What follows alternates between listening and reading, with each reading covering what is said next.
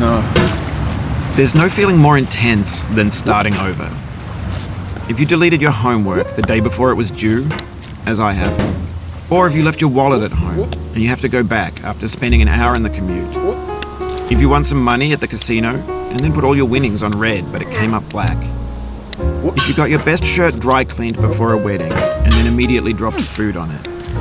If you won an argument with a friend and then later discovered that they just returned to their original view.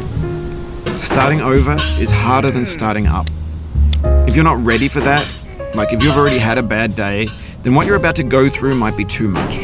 Feel free to go away and come back. I'll be here. Alright, thanks for coming with me on this trip. I'll understand if you have to take a break at any point. Just find a safe place to stop and quit the game. And don't worry, I'll save your progress, always, even your mistakes. This game is a homage to a free game that came out in 2002 titled Sexy Hiking. The author of that game was Jazuo, a mysterious Czech designer who was known at the time as the father of B games. And B games are rough assemblages of found objects. Designers slap them together very quickly and freely, and they're often too rough and unfriendly to gain much of a following. They're built more for the joy of building them than as polished products. In a certain way, Sexy Hiking is the perfect embodiment of a B game. It's built almost entirely out of found and recycled parts, and it's one of the most unusual and unfriendly games of its time. In it, your task is simply to drag yourself up a mountain with a hammer.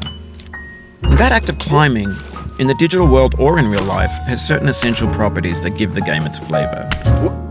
No amount of forward progress is guaranteed. Some cliffs are too sheer or too slippery. And the player is constantly, unremittingly in danger of falling and losing everything.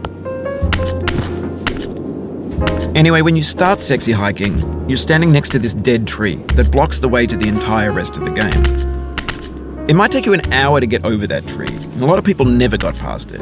You prod and you poke at it, exploring the limits of your reach and your strength, trying to find a way up and over. And there's a sense of truth in that lack of compromise.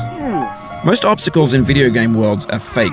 You can be completely confident in your ability to get through them once you have the correct method or the correct equipment or just by spending enough time. In that sense, every pixelated obstacle in Sexy Hiking is real.